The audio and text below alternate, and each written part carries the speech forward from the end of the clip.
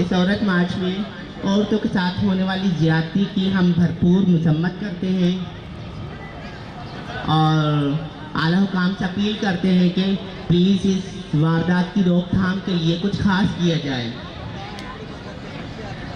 And इसके साथ साथ हम ख्वाजा कम्युनिटी के लोगों के साथ भी होने वाली ज्यादती की भी हम भरपूर मजम्मत करते हैं कि इसके लिए भी कुछ खास किया जाए, बराबरी के हक दिए जाएं।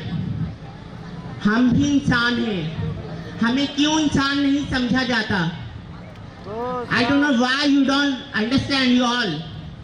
हमें भी इंसान समझा जाए, हमें भी बराबरी के हक दिए जाएं, हमें भी रोजगार के मौके दिए जाएं, हमें भी इस माशरे का हिस्सा समझा जाए। हम भी इस माशरे का हिस्सा हैं, हमें क्यों नहीं समझा जाता? हमें भी इस माशरे में इज्जत से रहने दिया जाए।